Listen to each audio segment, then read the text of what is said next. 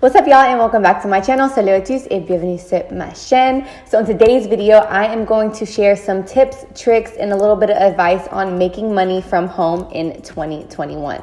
Let's get right into it.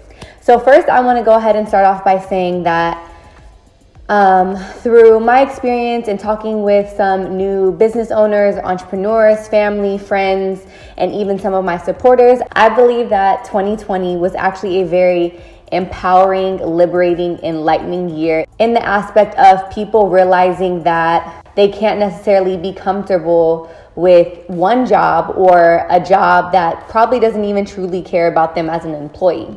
From this, I've seen so many people follow their dreams, jump out on faith, try new creative ways to make money, and also develop new skills to do that. Now, I'm going to do a video on making money in 2021 from home with a product-based business and making money from home in 2021 with a service-based business. In this video, I'm going to strictly focus on product-based businesses. Step one would be finding a need-based business, problem-solving based business, as well as a passion-based business to start off with. Now, I know there's different people that would argue me on this, but need-based business and passion-based business are not always the same. Right now, people are really focusing on things that they need due to the pandemic, due to being on lockdown. So a lot of the trendy things, even for me having a clothing line, people trying to start clothing lines, some of those things aren't working for a lot of people right now because it's not necessarily a need.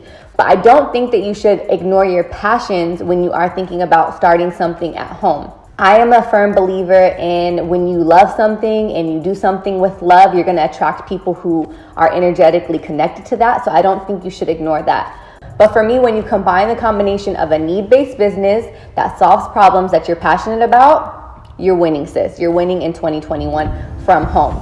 Some of the people that have been coming up to me that have jumped out on faith in exploring their passion-based businesses have been people who are creating things or making things on Etsy. People who are making things, more luxury things, handmade things from home, whether it's clothing, whether it's pottery, whether it's products like for your body or for makeup, hair products, all of those things. If you are the type of person who has solved a problem, say for example, you've had acne and you've concocted your own oil or your own face wash and it works for you, give it to some family and friends to try out and see if it works for them. A lot of the things that we do creatively as women just to cater to our own needs because it's not necessarily out in the market, oftentimes we think we're the only ones that are dealing with these things that cannot be fulfilled in the product that you can buy in the store now. But 9 times out of 10 and even 10 times out of 10, there's somebody out there who's going to want your product and want to use it. So if you have something that you've been working on, have something that you personally use for yourself, test it with your family and friends.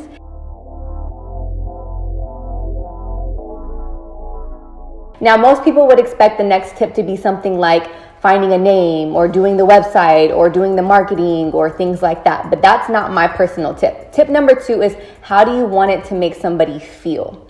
There's a difference between having a product and selling a product and it being need and you have no connection to it, and then having a passion. When you have a passion, there's love and intention behind it, where you want people to feel a certain way, or when you use your product, it makes you feel a certain way and you want to share that feeling with other people.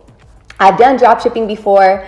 I've made lots of money drop shipping before, but personally for me, it wasn't very sustainable because I don't have that entrepreneur mindset where I can disconnect emotions from business. So for me, if I'm not passionate in something that I do, 9 times out of 10, I can do it for a period of time and I can't sustain it. So when it comes to having a product and finding a product, you then want to ask yourself, how does it make me feel and how do I want others to feel? If it's skincare, do you want people to feel like it's natural, light, free, and organic? If it's clothing, do you want people to feel sexy? Do you want people to feel trendy? Do you want them to feel comfy? If it is something like jewelry, do you want people to feel edgy? Do you want people to feel regal? Do you want people to feel like, how do you want to feel? Usually when you write this down and you make your own color board or your own mood board, and you have different ideas, you're going through Pinterest, you're going through different people's branding, and you can kind of see that certain brands make you feel a certain way. Usually from this will come either a name, color, marketing, or branding strategy. Genuinely write down on a piece of paper, how do I want my product to make people feel? For example, if it's clothing, you might want people to feel empowered, sexy, edgy, versatile. You're just going to throw out different adjectives. With those adjectives can spew out different ideas as far as a name. Usually when you get out of your head and trying to figure out for the perfect name and you ask yourself, how do you want it to make people feel? Different adjectives are going to spark different ideas that are going to allow you to come up with name, color concepts, branding, packaging, and all of that. The next phase would be marketing, branding, and everything under that umbrella. And through answering the previous question and how do you want it to make you feel, 9 times out of 10, through finding inspo, through the adjectives that you've used, you can actually pull colors from it. So if it's skincare and you're going towards something that's a little bit more natural, you might think of colors like browns, nudes, creams, peaches, colors like that, because skin tones, skin colors, it's very natural, it feels rich, it feels light, it feels luxurious, but it's also very trendy, very appealing to the eye, and it resonates with the skincare brand. Scroll through some of your favorite brands' Instagram feeds and see what they do as far as their marketing or advertising. You can see that some brands use a mix of products as well as people. Depending on what you're selling, you can see that some people do flat lays, some people do unboxings. Really get creative with the ways that you want to use content. And also, right now more than ever, a lot of things that are working on social media for brands and for product-based businesses are videos. Why? Because videos can't really be manipulated like pictures can. People can see and almost feel like they can touch the fabric of the clothes or see the texture of the face cream, or look at somebody's feed that you like. And I don't want to say to copy it, because it's never going to be authentic if you copy it verbatim, but see what they've done and put your own little twist on it and use your own branding and your own voice, and you can literally mimic somebody's feed and make it your own. If you guys are feeling like you don't have a space to create a feed yourself, or you don't have the money to pay for a photographer or things like that, please check out my video linked here, where I created an entire feed content for one of my supporters with her brand Bombshell Lashes, and I just went and bought some props from downtown LA, and I created flat lays, I created little scenes to create content, and I was able to do like 2 weeks worth of content within probably like 2 hours after I had already purchased the stuff in just one small corner in my office in my home. So at this point, you have figured out what your need-based, problem-solving, or passion-based business is. You have asked yourself, how do you want it to make you feel? How do you want others to feel? You have come up with colors. You have come up with a feed. You have come up with concepts. And now it is time to launch. Now, my biggest tip for myself that I've learned the hard way is you cannot do everything. But understand that when you are jumping out on faith and you're doing something all by yourself, you have to do everything in the beginning until you can pay people. If you have family and friends that are willing to help you, then that's great, but that's not the case for everyone. When you're launching, there's different apps that you guys can use to basically curate your feed before you start it. Like Planoly or Unum or Later. I've done a video on Later as well, where you can basically schedule out the feed in the order. You can kind of lay it out how you want to. You can see which order looks aesthetically pleasing, and you can also schedule your posts. In my experience, when you launch, there's never a right time to launch. There's not a right way to launch. You just actually have to do it, especially if you don't have any business background and you're starting out with no followers, you don't know what to do. You don't want to spend so much time on planning, because when you launch and you don't get that first sale, it's going to be much more disappointing if you've planned this out for 4 months and you launch and you get no sales on day one. Literally be willing to learn as you go and create a feed that looks presentable, that looks like luxury, that looks like time, effort, and intention, and reach out to people and try to send them packages in exchange for posts. For me, the number one thing when people hit me in my inbox and they ask me like, hey, can I send you a product? First thing is no private pages. Don't send a message like that from a private page, because why am I going to trust you with my address, my face, or my body, depending on what the product is, if your page isn't even private? 2, would you buy from this page if you weren't the one running it? Does it look professional? Does it look clean? Sometimes even the comments and the likes don't even matter. If you look like you have your stuff together and you're just starting out and you're jumping out on faith and you're being consistent, 9 times out of 10, an influencer or even a customer is going to say like, oh, this is a new business. If you're a Black-owned business, a woman-based business, a mom at home, like put that in your bio. People resonate with stuff like that. And more than ever, people are willing to be supportive to support smaller businesses as well. If you jumping out on faith is something that's going to be very difficult for you and you have bad habits that don't necessarily pertain to your goals, one habit to implement is listening and consuming things that are going to feed your soul, feed your drive to start a business of your own. And as you guys know, you are no stranger to Audible on this channel. Audible has been a long-time partner, and it's a long-time partner for a reason. I personally like to practice what I preach and listen to audiobooks straight in the morning, right when I wake up, in the car, around the house while I'm cleaning, cooking. They even have a Audible Plus catalog where they have guided meditations, fitness programs, and all of that.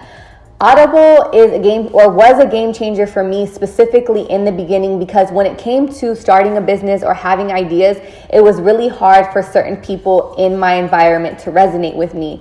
I didn't know, in my opinion, I didn't have a proper mindset. I didn't have a business mindset at all. I didn't know what I was doing. I thought that the stress of newness was too much sometimes, which could have made me want to quit. Just a lot of things that happen naturally when you are going out, when you are doing something different than what you're used to seeing in your family or friend environment.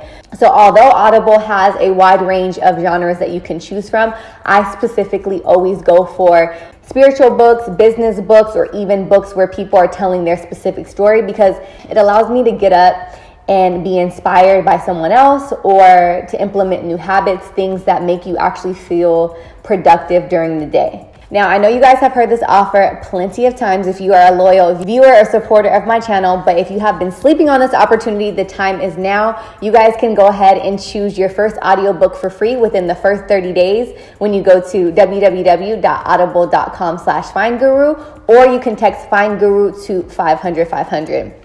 And after you launch, I would definitely say that the best thing is to leverage through Facebook ads, Facebook marketing. And by Facebook, that doesn't mean necessarily advertising on Facebook. I've done a whole video on how I leverage my brand doing Facebook ads, and I will go ahead and link that down below. But Facebook ads are incredible because when you have a website through Shopify, Shopify has something called a Facebook pixel, and Facebook pixels are like a social security number for your business. It literally stores everything on record of what your website has done, how many sales it has done, how many add to carts, how many people have visited certain products, and all of that. It shows you all the type of data, who's done it, what age, where they're from, all of that. Instagram is the feds, and I think we all know that by now. But as far as business owners, it has been extremely beneficial because it allows you to leverage and target a specific audience that buys your products. So for example, I can look at my Facebook pixel back in and say, wow, a lot of people from Miami right now are shopping on my clothing website. Maybe it's because it's warm in Miami and people are buying these type of clothes because they want it. Or, hey, right now it's super cozy on the East Coast and people are buying more loungewear. Let me target this ad with this outfit to the East Coast, but let me target this ad and this product to Miami. And you can leverage it to people who are in between the ages of whatever the age bracket is, and you can sell ads to people in those areas with one product while you're selling ads with a product for people in another. I hope that makes sense. But it definitely is something that is not a magic trick. You definitely need data on your Facebook pixel for it to work best for you.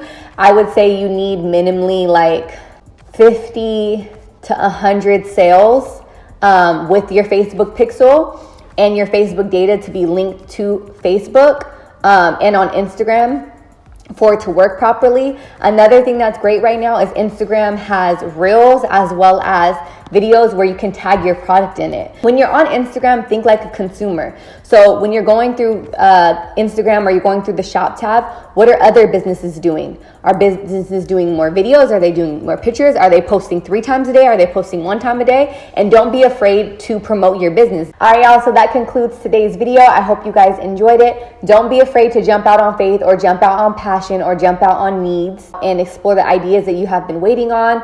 2020 is just a preview of what's to come as far as us obtaining new skills and new ways to not only be happy and be fulfilled, but also to provide for ourselves, provide for our family, and be in a comfortable environment while you're at home. I know for a lot of people, it's been hard to kind of see the beauty in the change that has occurred, but stay in the flow, stay in a high vibrational frequency where you believe that you can do whatever you want to do. Yeah, but that's it for today's video. I hope you guys enjoyed it. Thank you guys so much for watching, and I will see you in the next upload. Bisous!